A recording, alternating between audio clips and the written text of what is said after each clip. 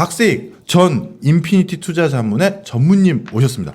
전무님 오셨습니까? 어서 오십시오. 안녕하세요. 네. 네. 아니 개편하셨다고 하셨는데 네. 두 분이 10년 정도 같이 방송하신 것 같은데요. 아유, 감사합니다. 저희가 너무 노련하게 잘하시네요. 네. 한 3개월 됐습니다. 3개월 됐는데요. 아 진짜 호흡은 잘 맞습니다. 네. 네. 근데 저보다 다른 분들을 좋아하시긴 합니다. 자, 전무님. 네. 요즘 같이 앞이 안 보일 때 우리 저기 연합뉴스 전체에서 회의를 했어요.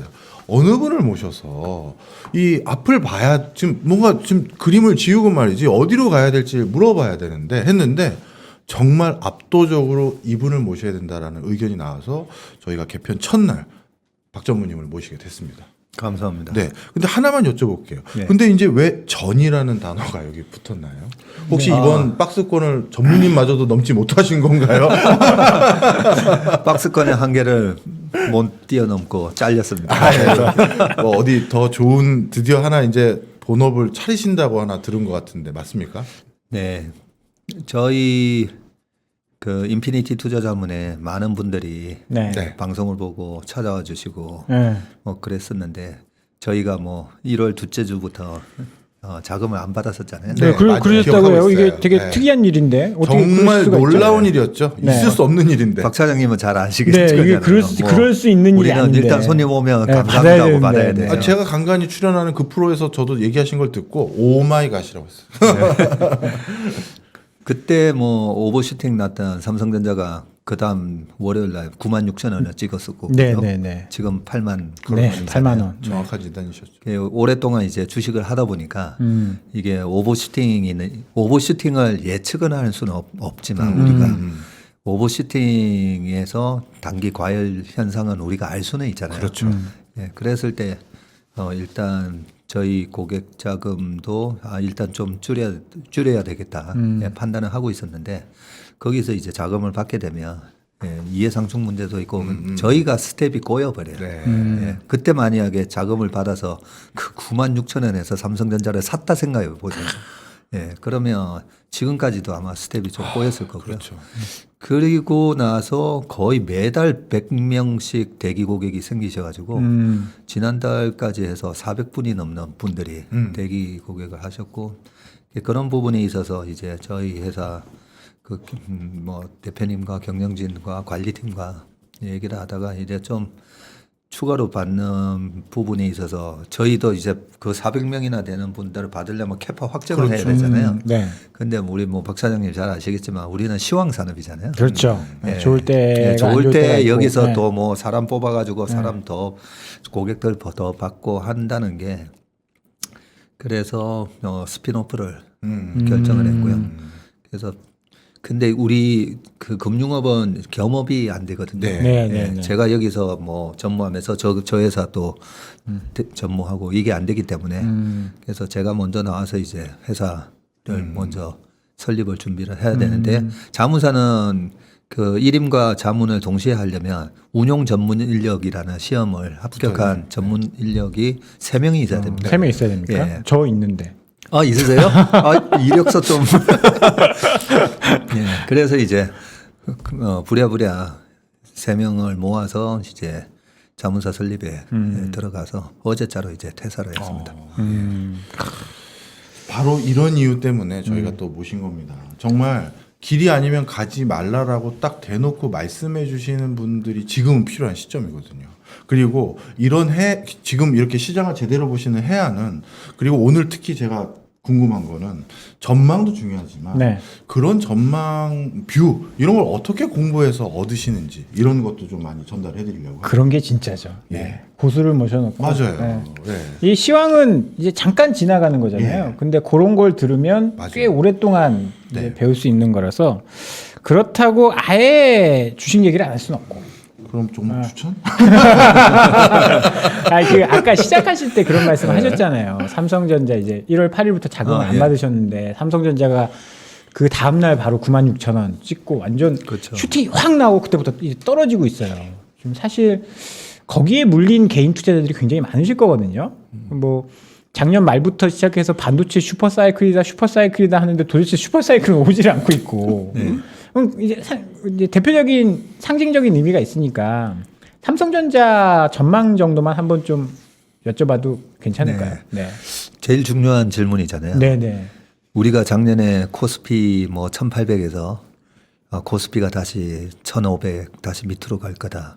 아니면 2250이 여기가 꼭지다. 네네. 뭐 이런 거 얘기하시는 분들에게 제가 공개적으로 질문한 게 네. 삼성전자 분석해 보셨냐고 물어보잖아요. 네.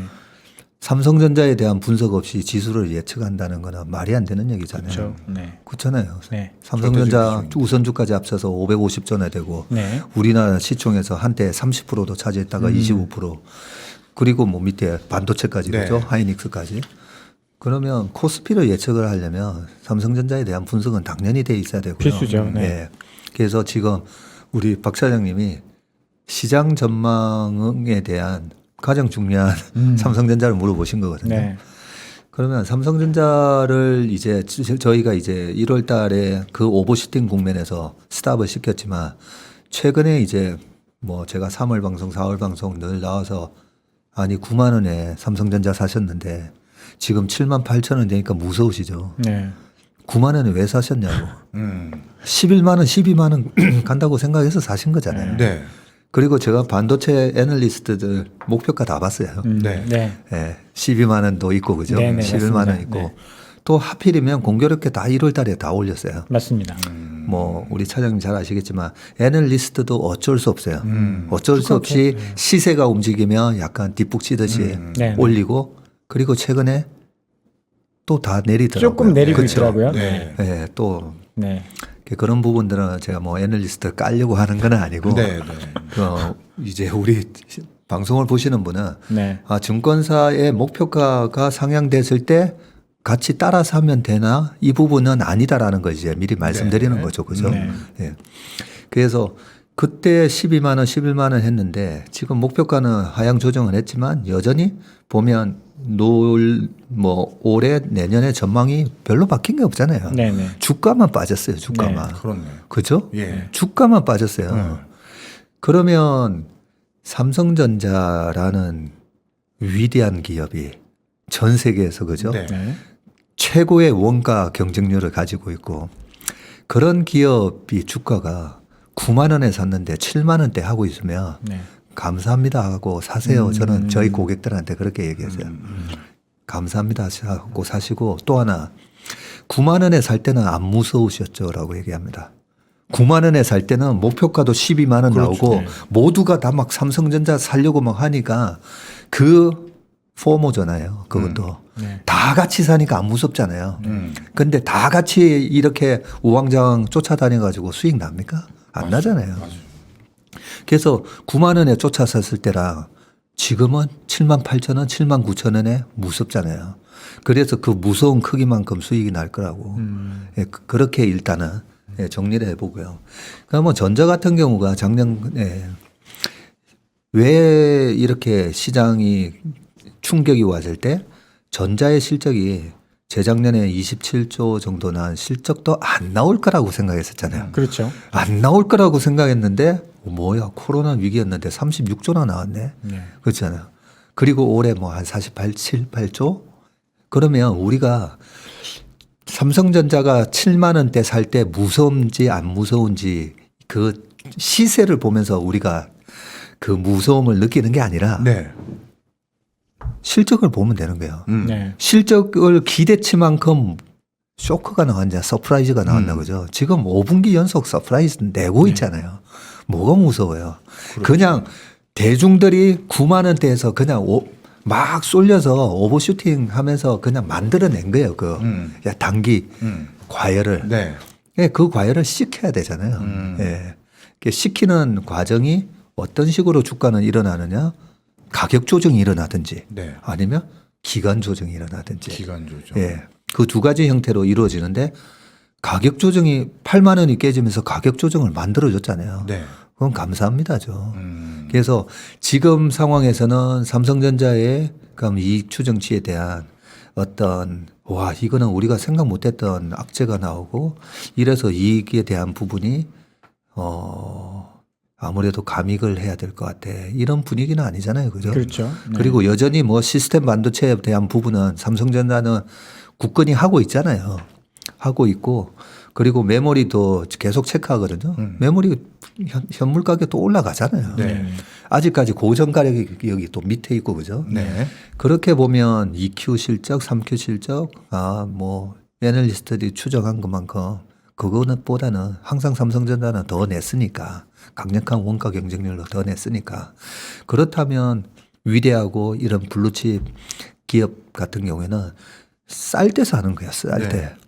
이 좋은 기회를 이제 아마 한 뭐 이번 올 연말 됐을 때 7만 원대 샀을 걸.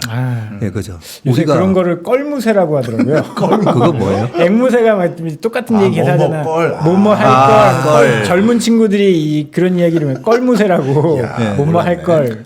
작년 10월 말부터 반도체 랠리 왔을 때 네. 삼성전자 안 움직여가지고 그쵸. 얼마나 비아냥거렸어요. 네, 그죠? 맞습니다. 6만 전자 하면서. 네, 네.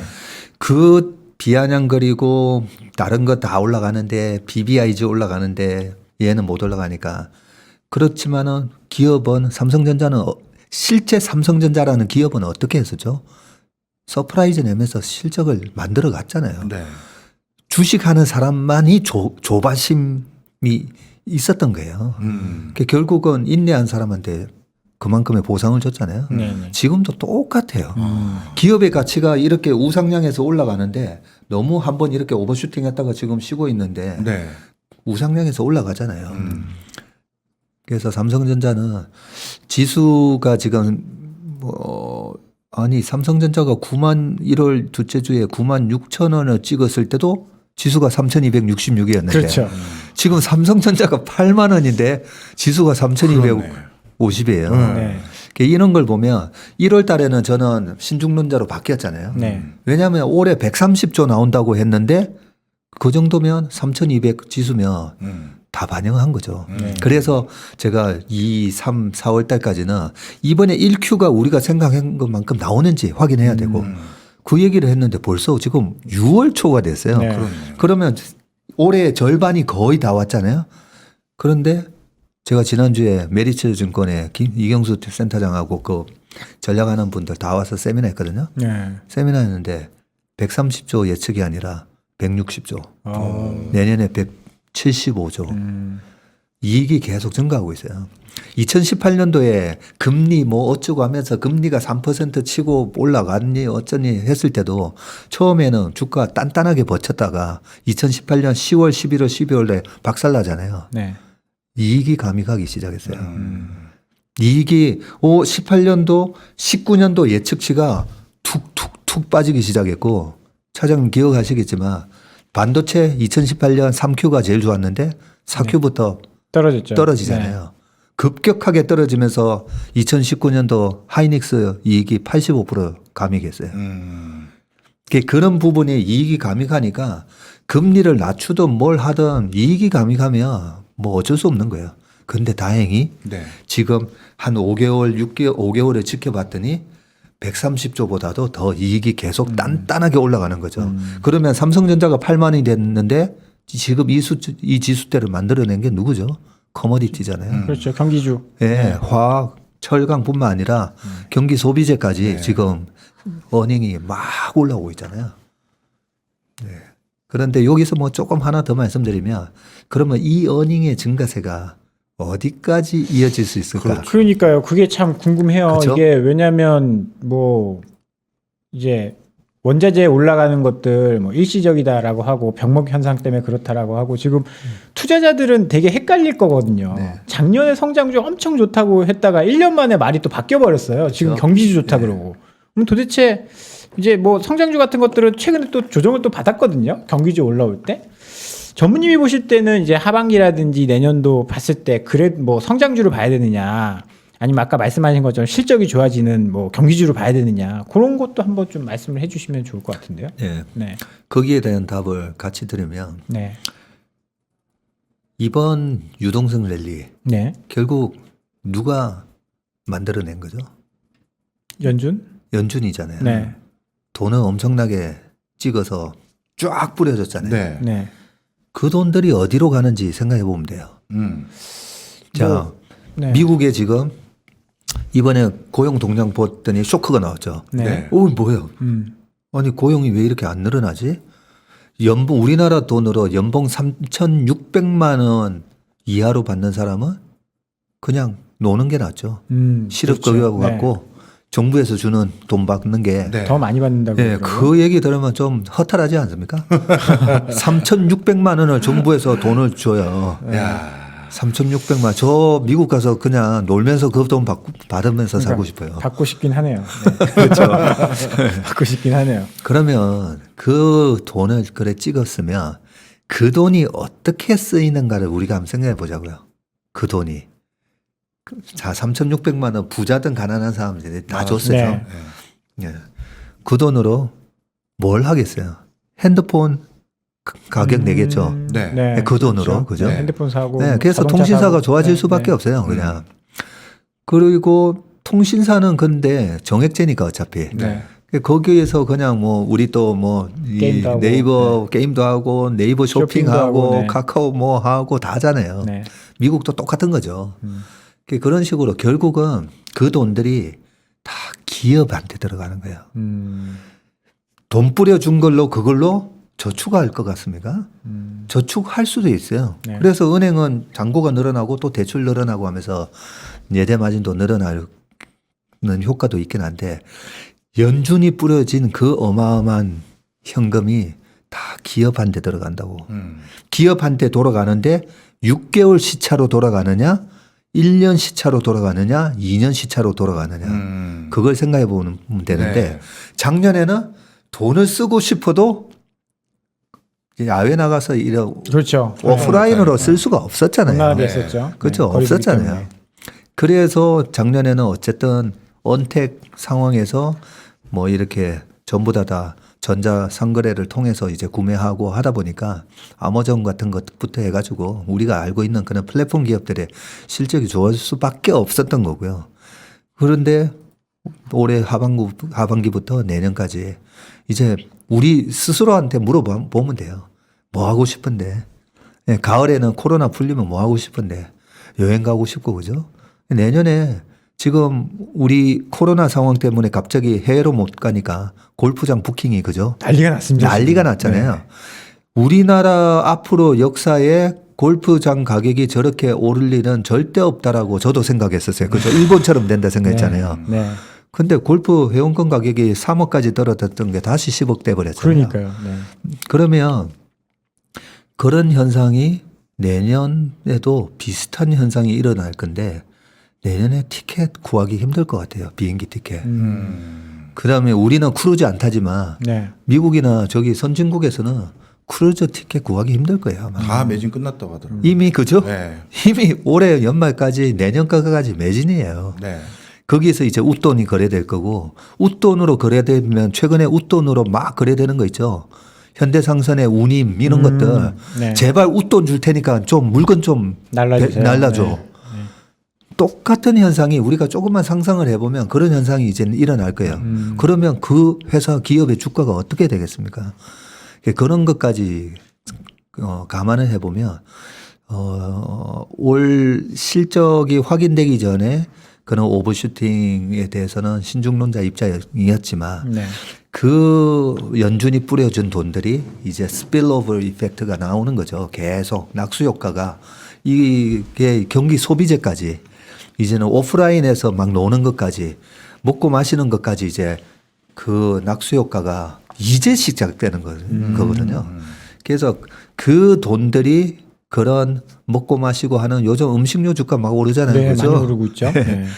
그런 주가부터 해가지고 뭐 백화점, 뭐 면세점, 그 다음에 항공사, 그런 카지노 이런 것까지 이제 이어지는 게 다 그 주가들이 다 올라가고 그 기업들의 실적이 서프라이즈가 나올 때 장이 끝난다라고 저는 생각해요. 그게 네. 내년 상반기. 내년 상반기. 예. 여러분 잘 들으셨는데 제가 정리를 한번 좀 해드리면 제가 이제 성장주랑 뭐 가치주, 뭐 경기 민감주 이런 쪽 어느 쪽이 더 낫냐라고 이제 질문을 드렸는데 지금 기업들이 돈을 벌고 있기 때문에 그거 다시 이제 코로나 이후에 소비가 살아나고 그게 기업으로 돈이 가면 경기 민감주, 내수주 뭐 요런 쪽이 수혜를 받는다. 이 내년 상반기까지 뭐 그렇게 정리를 좀 하면 되겠죠. 네, 맞습니다. 네. 요런 내용들이 굉장히 중요한 것 같아요. 그러면 뭐 하나만 더 나온 김에 요 질문 한번 좀 교수님이 해보시는 제가 할까요? 네, 제가 네. 이어서 사실 저는 그 암호화폐에 대해서 잘 모르고 관심도 없는데 이게 어떻게 보면 지금 얼마 전까지만 해도 거래소 대금을 막 앞지르고 네. 제가 얼마 전에 본 보고서에 의하면 암호화폐 가격이랑 미국 나스닥 주가인지 S&P 주가인지 상관관계가 0.2라고 하더라고요. 그러니까 예전에는 뭐 큰 상관이 없었는데 요새는 막 이제 머스크도 막 뭐 이런 이야기 하고 하니까 암호화폐가 오르면 주식도 오르고 막 그런 현상들이 나타나고 있어요. 그 전무님이 보시는 이 뭐 암호화폐, 비트코인이라든지 이런 쪽 우리 주식시장이랑 연결지어서 어떻게 한번 좀 설명을 좀 전망이라든지 예전에는 사실 주식쟁이들이 암호화폐는 이거 안 된다 그랬었거든요. 근데 시간이 지나고 규모가 커지다 보니까 무시하지 못하는 그런 시장이 돼버렸어요. 네. 여기는 또 어떻게 보고 계십니까? 그 제가 암호화폐에 대해서도 네. 방송에서는 제 소신을 얘기했었거든요. 네네. 저는 항상 제 방송 댓글 다 본다고 말씀드렸잖아요. 네. 공부 좀 하고 얘기하라고.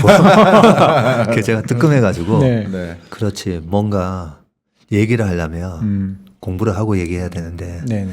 공부가 좀 부족하겠구나 싶어가지고 암호화폐 관련된 그 유튜브를 많이 봤어요. 네. 예, 많이 봤는데도 조금 이해는 안 되는 부분이 있죠. 네, 안 되는 부분이 있고 그래서 제가 잘 모르는 부분에 대해서 뭐 어떻게 말씀을 드릴 수는 없지만 일단은 뭐 워런 버핏이 만약에 암호화폐 시장에 대한 밴 트레이딩이라는 표현을 쓰면서 트레이딩을 금지시켰을 때 암호화폐가 과연 그걸로 뭘 할 수 있느냐 그런 말씀은 저는 굉장히 설득력이 있어서 저는 뭐 그런 말씀도 좀 드리고 중국에서 이번에 암호화폐 채굴하고 이런 걸 다 금지시킨다니까 폭락하잖아요. 네네.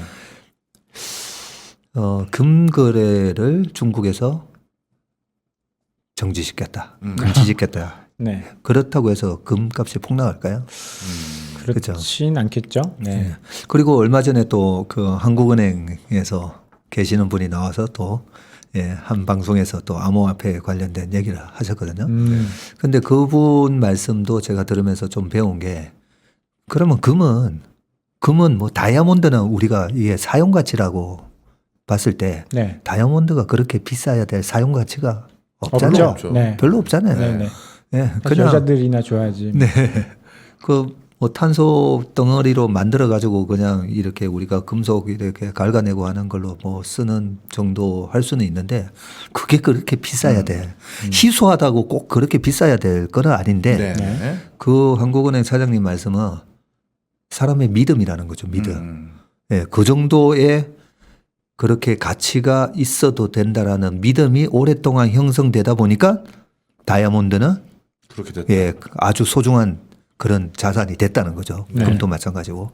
그래서 이런 믿음이 비트코인이나 이런 데 대한 그 믿음이 오랫동안 지속되면서 그게 우리한테 소중한 자산이다라고 인식이 되면 예, 될 건데 저는 지금 지켜보고 있죠. 시장이 인정하는 비트코인의 진짜 가치는 얼마인가. 네. 지금으로서는 저는 모르니까 네. 예, 시장은 한 5년 정도 이렇게 여기서 좀 지나다 보면 적정 가치를 찾아갈 거잖아요. 네. 시장은 항상 오르니까. 예, 그런 차원에서 저는 이제 좀 지켜보고 있고요. 이제 우리 댓글에서 좀 박정모 공부 좀 해라 해서 공부 열심히 하고 있는데 네. 아직은 잘 모르겠고요. 그러면 우리는 또 주식쟁이니까 네. 지난 2017년도 하반기에 네. 비트코인이 그죠? 우리나라 김치 프리미엄 붙어가지고 2,800만 원까지 네, 2,700만 올라가고 원, 800만 원. 달러 기준으로는 거의 2만 불 근처까지 딱 갔었잖아요. 네. 그때 올라갔을 때의 비트코인 가격과 반도체의 주가가 거의 일치해서 올라갔었어요. 그랬었나요? 그리고 반도체 밸류 체인에 있는 또 콘덴서 만드는 사마 콘덴서 같은 주식도 MLCC. 예, MLCC 때문에 같이 올라갔었어요. 네. 그리고 비트코인이 빠지면서 2018년 상반기에 비트코인이 이제 급락하기 시작하죠. 2019년 초까지 400만 원이 깨지거든요. 오. 2,800만 원 같은 게 400만 원이 깨져요. 그 가운데 반도체 주가 박살났죠. 그렇죠. 그래서 저는 그걸 보면서 어떤 연관관계가 있었을까 막 혼자서 고민을 했었어요. 네. 혼자 고민해서 내린 결론이 그때 반도체 논쟁에 그때도 슈퍼 사이클이었잖아요. 아, 그렇죠. 아. 네. 네. 그렇네. 반도체 슈퍼 사이클 시작됐고 왜 PC 모바일만 쓰이는 줄 알았더니 와 데이터 센터에서 서버, 엄청나게 네. 서버에서 쓰네. 근데 이 서버에서도 저는 비트코인 채굴로 최근에도 중국의 그런 채굴 공장. 채굴장. 네. 그때도 있었잖아요. 네.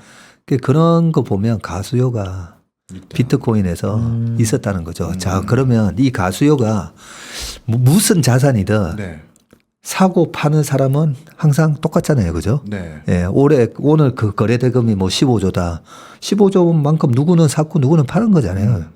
예, 14조만큼 누가 샀고 1조 파는 게 아니잖아요. 그렇죠. 네. 그렇죠. 근데 가격은 왜 움직이죠? 음. 호가를 잡아먹으면서 누군가는 사고 호가를 잡아먹으면서 때리기 때문에 가격이 움직이는 네. 거거든요. 네. 자, 그렇다면 그때 당시에 반도체 가격을 그렇게 아니 1불도 안 하던 걸 뭐 거의 4불까지 올라갈 때 누가 쳐올려가면서 저렇게 반도체를 사갔을까? 장치 산업은요. 수급 밸런스가 50대 50으로 이렇게 공급 50, 수요 50 네. 이렇게 딱 이렇게 맞아서 움직이면 되는데 네. 조금만 많아도 가격이 폭락하고 조금만 수요가 많아도 가격이 급등하거든요. 네. 그래서 반도체 전체에 대한 수요에서 아니 무슨 비트코인에 얼마나 들어갔다고 라고 볼 수는 있지만 실제로 그 비트코인으로 아니 이거 채굴만 하면 2,800만 원이 생기는데 아유 그거 뭐 메모리 가격 그거 뭐 그다음에 GPU 그거 그냥 사. 야 그게 돈이 문제야. 그 8만 원짜리 뭐 10몇만 원짜리 야 사. 채굴 한 번 하면 2,800만 원이 생기는데 네. 그 가수요가 저는 반도체 오버슈팅을 만들었다고 저는 개인적으로 생각해요. 예. 그러면 지금 전무님 말씀 들어보면 비트코인이 떨어지면 반도체도 떨어질 수 있다라는 얘기처럼 들리는데요. 예. 네. 그래서 그 정도의 가수요가 그때 반도체 가격 급등을 만들어냈었다라는 네. 얘기고 네. 요 정도의 가수요가 없어졌다고 해서 나머지 PC 모바일 서버에 수요도 확 줄어드는 건 아니잖아요. 예. 그래서 뭐 그때 당시의 경험을 바탕으로 저는 이번에도 비트코인 가격을 매일 아침마다 저희 인턴 사원한테 네. 매일 아침마다 발표하라고 했어요. 어. 예, 그리고 비트코인 가격과 반도체 주가를 똑같이 예, 나눠놓고 이렇게 봤었는데 지금은 2017년 말하고 2018년 정도의 그런 상관관계가 높지는 않지만 그런 식으로 이제 약간 성장주와 IT 이게 약간 성장주의 바로미터가 될 수가 있는 게 비트코인도 일단은 성장 스토리잖아요. 그렇죠. 예, 성장 스토리잖아요. 그래서 우리 성장주 뭐 PDR 얘기까지 나왔을 때처럼 네. 성장주에는 분명히 꿈이 있기 때문에 그 꿈의 크기는 비트코인을 딱 쳐다보면 아, 지금 사람들이 생각하는 이게 꿈의 크기가 보이는 거예요. 저는. 네. 그러면 아, 꿈의 크기가 갑자기 위축되고 있네. 예, 그런 걸 이제 좀 느끼는 편이고요. 그래서 일단은 비트코인을 보면서 또 성장주보다는 실제 수익이 나는 실제 가치를 우리가 확인할 수 있는 그런 가치주가 맞다라고 해서 저는 뭐 올해부터는 계속 가치주 얘기를 좀 많이 말씀드렸잖아요. 네. 그렇군요. 예, 박 전무님 이제 또 저도 또 이제 여쭤보고 싶은 게 이제 작년 같은 증시는 저도 처음 봤고요. 그러다 보니까 다들 그냥 너무 웃고 지냈는데 이제 뭐 조정이라고 불러야 될지 박스라고 해야 될지 이제 이때부터 이제 솔직히 보면 실력 차이가 이제 보여지는 장세거든요. 이제부터 진검승부 아니겠습니까? 네. 작년에 뭐 다 싹 다 올라왔고. 그러니까요. 네. 근데 이제 지금 우리 증시에는 뭐 어떻게 보면 모처럼 증시의 건전한 투자 문화라고 해야 될까요? 증시에 대한 관심도가 개인들이 늘어났는데 이 박스권 장세를 올해 처음 접하신 수많은 개인 투자자들이 계세요. 엄청 많아요. 예. 네. 근데 이분들은 이제 조바심도 있고 네. 그리고 이 박스권에서 그렇다면 어떤 포트폴리오와 어떤 마음가짐을 가져야 되는지도 너무 궁금해 하시는 거예요. 그런데 그 마음가짐을 제가 전문인 모시고 그냥 심리적인 다독거림만 하고 싶진 않아요. 그래서 그분들에게 이런 박스권에서 당신이 시장을 판단하시려면 이런 포인트들을 스스로 좀 찾아봐라. 나도 예전 내 경험상 이런 박스권은 난 이런 걸 짚어가면서 그 다음을 다시 전망했다. 그 얘기를 좀 해주세요. 우리 박 차장님은 네. 이 업계의 또 베테랑이고 네. 박 교수님은 제가 그동안의 방송 다 보면서 굉장히 인사이트풀 하시고 아유. 굉장히 훌륭하신 분입니다. 엄청 많이 아시잖아요. 네. 그래서 저는 박 교수님 보면서도 방송 들으면서 와 제가 생각했지 못했다. 아니 주식 시장에 계신 분이 아니셨는데 아유. 어떻게 이렇게 자산 가격에 대한 그런 움직임이나 이런 거에 대해서 저렇게 잘 아실까 그런 생각했었는데 엄청 예리한 질문이 또 들어왔습니다. 박스권 장세에서 그죠? 네. 예, 그냥 뭐 이렇게 위안되는 얘기가 아니라 현실적인 얘기를 좀 해달라는 거잖아요. 네네. 박스권의 본질에 네. 대해서 우리가 알아야 돼요. 네. 뭐죠? 우리가 뭐 할 때 너는 그거 본질도 모르고 그렇게 하고 있냐 이런 얘기 많이 하잖아요. 네. 그죠? 네. 위에 분들이 그런 얘기하면 부하 직원 되게 무서울 것 같아요. 인턴 직원한테 너는 비트코인 너 왜 하라 그러는지 알아? 본질도 모르면서 하는 거야. 그러면 그렇죠. 엄청 무서울 것 같은데요. 네. 그래서 비트코인에 관한 그런 댓글에 너는 제대로 비트코인에 대한 본질을 알고 있니? 이런 느낌을 받았었고요. 나는 모르는데. 네, 몰라서 앞으로는 비트코인에 대한 얘기는 안 해야 되겠다. 뭐 이런 생각도 했거든요. 예, 했는데 자, 이제 저는 주식은 전문가니까 네. 네. 주식의 본질은 뭔지를 한번 생각해 보자고 그냥. 예. 주식의 본질. 예. 주식 투자의 본질을 한번 생각해 보면 네. 우리가 기업의 확장성에 투자한다. 네. 그렇죠? 네. 기업이 가치가 이렇게 늘어나는데 내가 열심히 일하는 것보다 기업의 가치가 늘어나는데 그죠? 내 돈을 태우라. 네. 이런 얘기가 이제 다 예. 아는 얘기가 됐잖아요. 네. 쉽잖아요. 아니 근데 맞아요. 왜 아니 그렇게 쉬운데 왜 주식 투자해 가지고 이때까지 왜 90% 이상 되는 사람들은 왜 돈 못 벌고 나왔을까요? 박 차장님. 아니 주식의 이 본질이 갑자기 최근에 뭐가 바뀌었나요? 아니 우리가 1940년도에 나온 현명한 투자자 책을 지금도 보고 있잖아요. 그렇죠. 그 얘기가 지금 뭐 바뀌었습니까? 그런데 왜 주식으로 돈을 못 벌죠?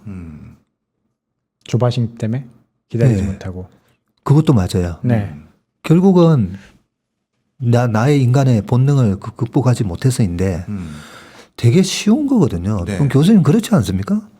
아니 아까도 삼성전자 얘기도 나오고 했지만 네. 카카오도 얘기도 나오고 그죠? 제가 군대에서 휴가 나온 조카 보고 뭐 과거 30년 동안은 삼성전자를 사는 게 맞았다며. 네.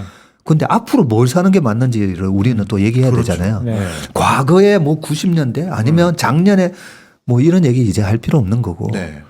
그래서 그때도 카카오나 사라. 월급 얼마 받니 했더니 요즘 이제 60만 원 아, 요새 꽤 월급 받아요. 옛날에 뭐 네. 2만 원, 8천 원 뭐 네, 이러던 뭐, 게 네. 뭐 그렇게 받는다길래 그 돈으로 그냥 카카오나 사라라는 얘기를 했었는데 그거는 제가 봤을 때 우리나라 기업 중에 가장 소위 말하는 경제적 혜자도 있고 예, 앞으로의 성장성도 제일 좋고 그렇다고 해서 밸류에이션 보니까 밸류에이션도 그닥 비싸지 않고 네. 그래서 카카오나 사라는 말씀 얘기를 해줬는데 네. 자 거기서 매달 나오는 월급으로 사라 그랬어요. 매달 나오는 월급으로. 왜냐하면 분산 제 조카는 주식에 아주 문외한이니까. 아. 문외한인데 왜 매달 나오는 월급이냐면 네.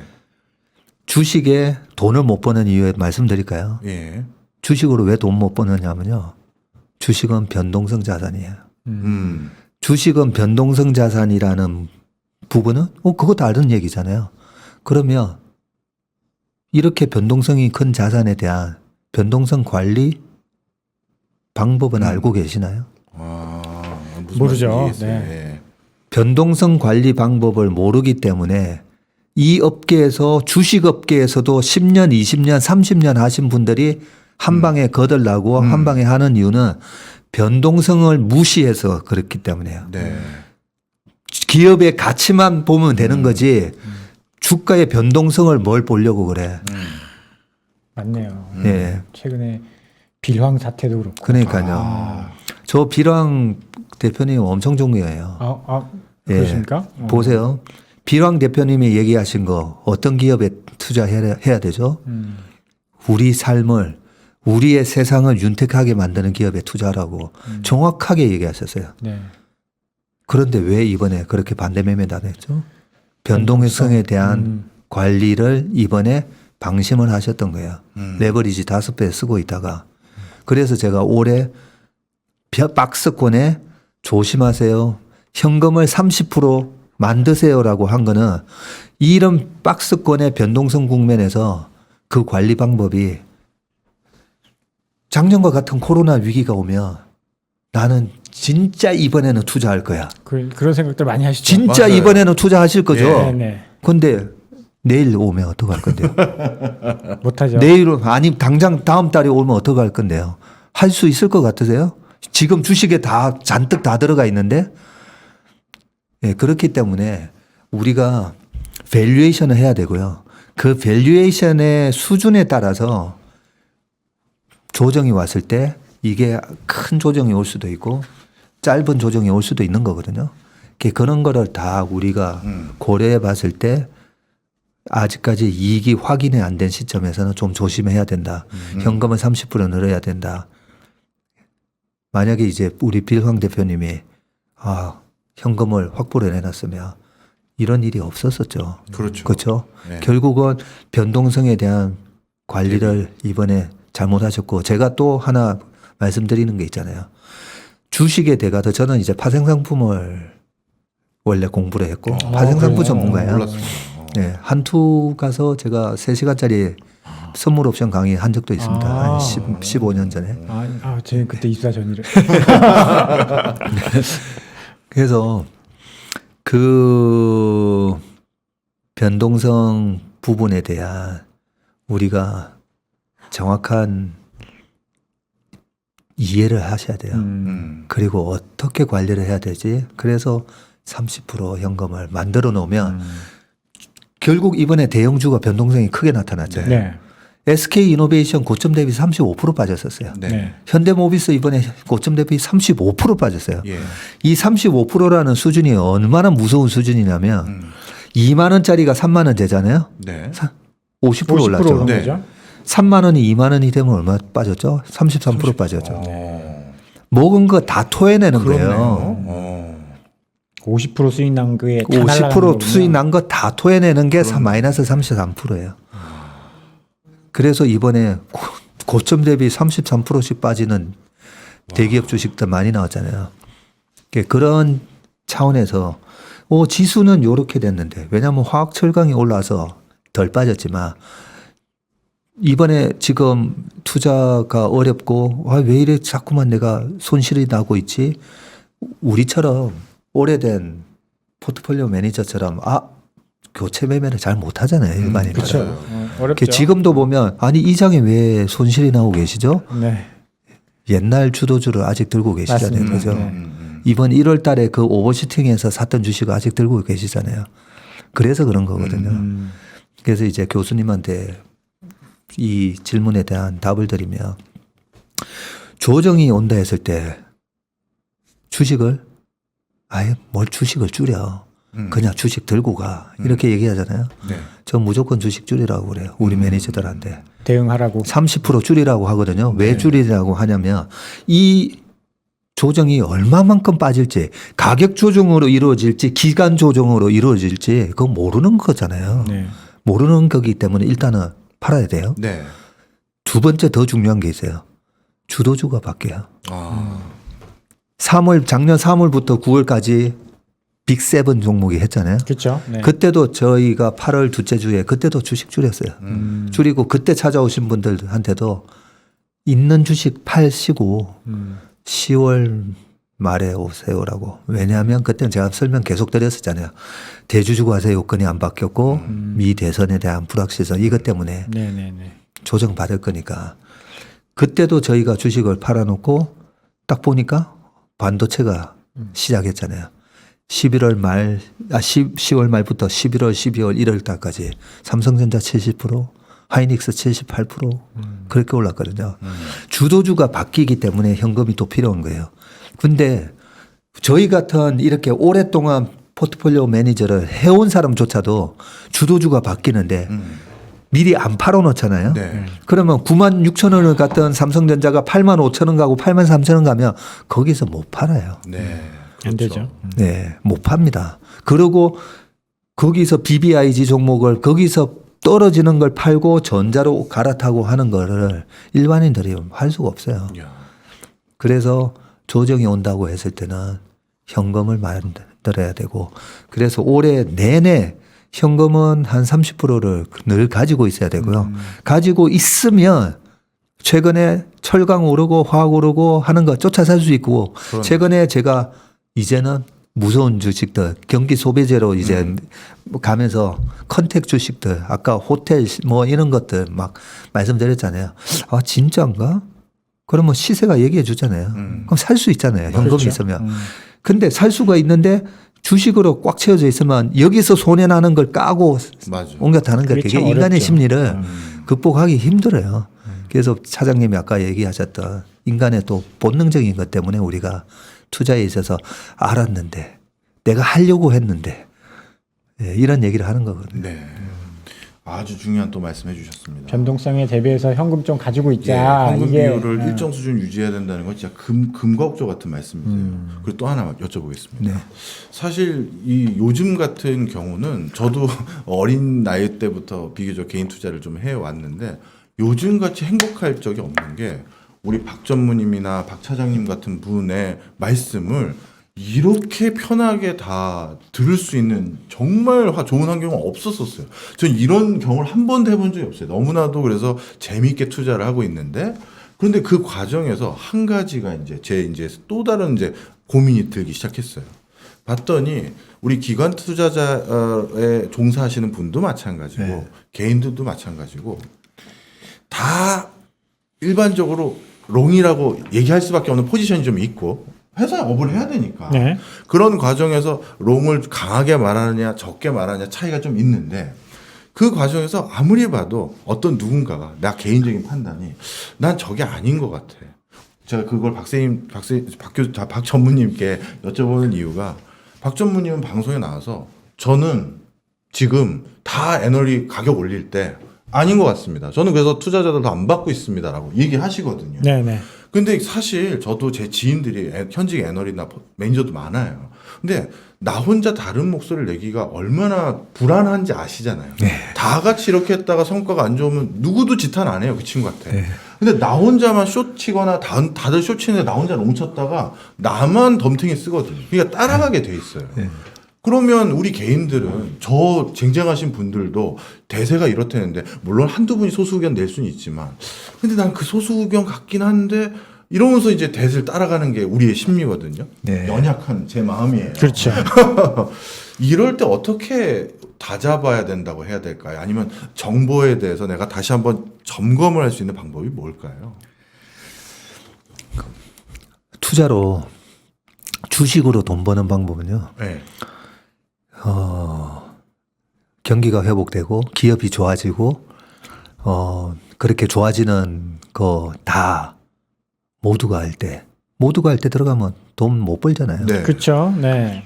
그런데 시장은 항상 빠르잖아요. 기가 막히게 알잖아요. 맞아요. 그래서 저는 어떤 마음으로 투자를 하냐면요. 시장과 대중의 나는 그 사이에 있잖아. 네. 중간 정도만. 네. 근데 보통은 어떻게 하죠? 시장보다도 더 앞에 가 있으려고 해요. 네.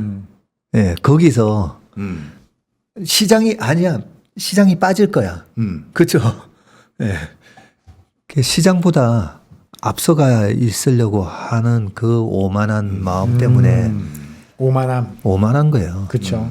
제가 오죽하면 옛날에 제가 어렸을 때 뒷동산 올라갔던 얘기까지 해서 했었는데 그냥 바로 뒷산 올라갔다.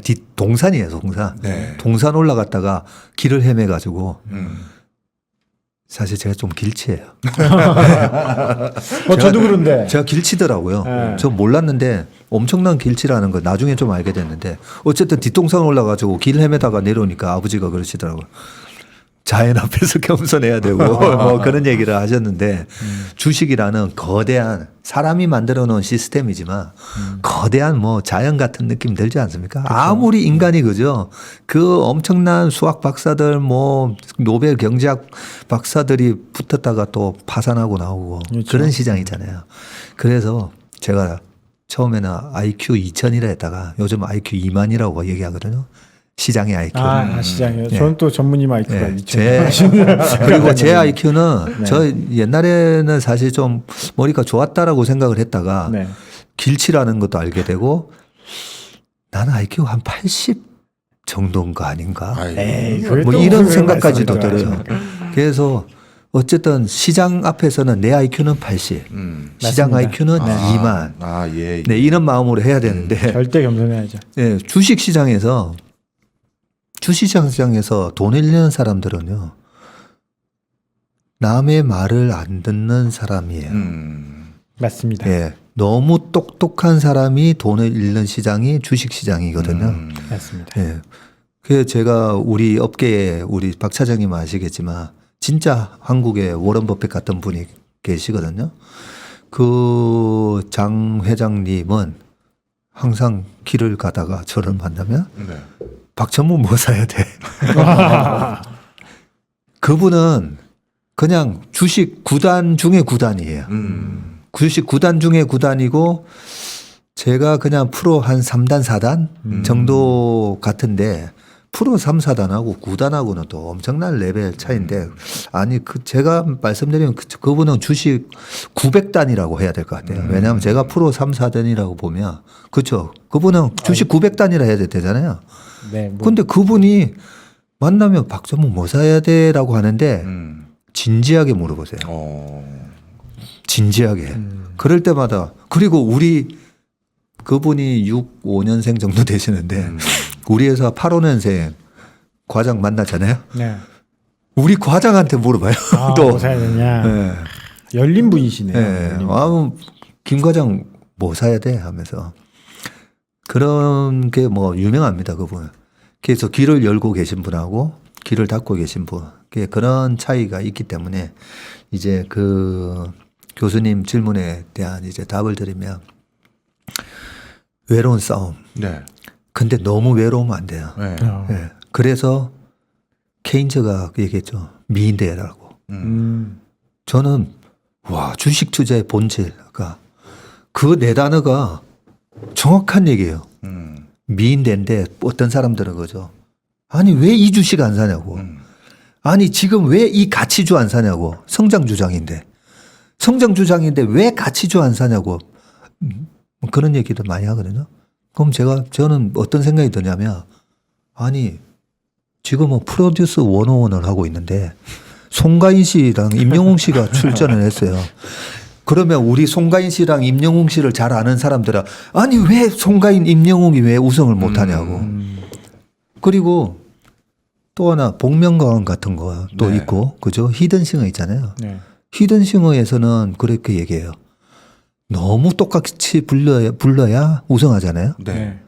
그런데 슈퍼스타 K나 K-팝 스타 옛날 같은데 그럼 혼나죠. 김광석 똑같이 흉내낸 사람 떨어져요. 네. 떨어지잖아요. 뭐냐고 모창하냐고. 미인대가 오디션이 다른 대가 계속 반복하고 바뀌면서 열리는 곳이 주식시장이거든요. 그런데 그런 시장이 바뀌는 시장의 색깔이 바뀌는 걸 모르는 분들이 제가 봤을 때는 90%라고 봐요.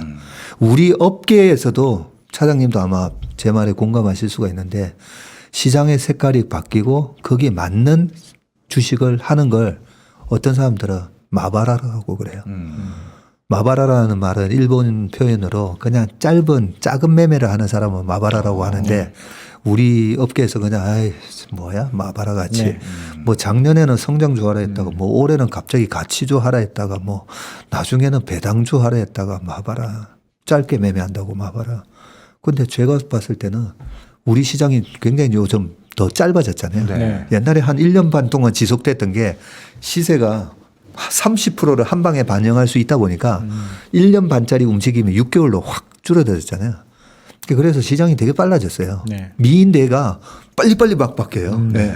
슈퍼스타 K랑 이런 게 뭐 1년에 한 3번, 4번씩 막 하고 미스터 트롯이 막 일어나고 막 그런 식의 움직이기 때문에 외로운 싸움을 하긴 해야 되는데 너무 외로운 싸움을 하면 안 되고 미인대에 시장에 동참하는 버릇부터 길러야 되는데 그 동참하는 버릇에서 10명 중에 내 주변에 7명이 다 그래 맞아 전기차지.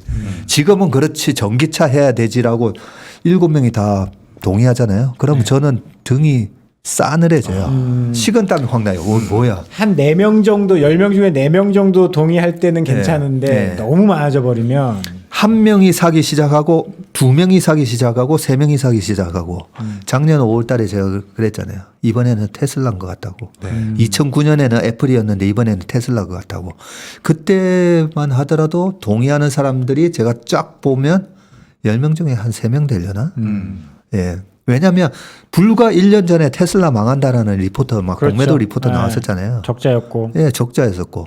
그리고 작년 3Q가 첫 이익 흑자가 나잖아요. 그런 상황이었기 때문에 테슬라 진짜 이번에 테슬라인가? 근데 지금 한번 보세요. 지금 다 테슬라라 그러죠. 올 초 제가 작년 하반기에 이제 제가 워낙 테슬라에 대한 이제 불씨를 지핀 사람이 저였기 네, 때문에 네. 과거 제 방송을 이제 보면서 뒤늦게 이제 제 방송을 막 이제 이렇게 뒤지다가 작년 5월 방송을 보고 혹시나 테슬라를 사실까봐 700불, 800불, 900불에서 사실까봐 제가 일부러 저희 3분의 1 팔았다는 얘기를 해드렸잖아요. 예.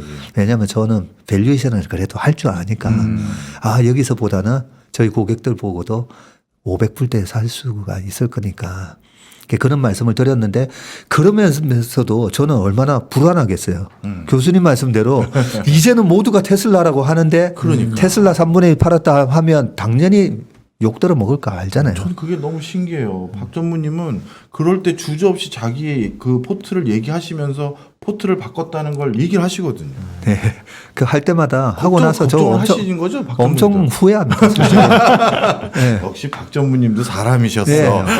뭔 얘기하고 나잖아요. 작년 7월 달에 뭐 차화정 장세 올 수 있다고 하고 나서 또 아시잖아요. 차화정이 얼마나 무거웠어요. 그동안. 그렇죠. 정말 뭐 네. 작년 12월 말에는 금융주 얘기했었잖아요. 뭐 금리 가지고 자꾸 걱정하는데 금리 올라가면 금융주 사면 되는 거잖아요. 네. 그 금리 올라갔을 때 금융주 사면 되는 그걸 그렇게 대응을 하면 되는데 그래서 작년 연말에도 금융주를 사셔야 되고 대신 이번에 배당을 받고 넘어가시라고 얘기까지 하면서도 그날 방송하고 나서 엄청 후회했었어요. 왜냐하면 금융주, 은행주, 보험주 박살났었잖아요. 안 좋을 때. 네, 그런 주식을 추천을 하며 이번에 진짜 저는 논리적으로 과거의 경험을 데이터를 바탕으로 말씀드렸지만 야 이번에도 정말 올라갈까 그런 마음은 들거든요. 그렇구나. 네.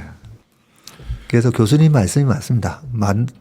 항상 외로울 때 수익이 많이 나는데 외로운 게 어쨌든 저는 너무 시장보다 너무 앞서가면 좀 고독해지니까 그것만 조심하면 된다.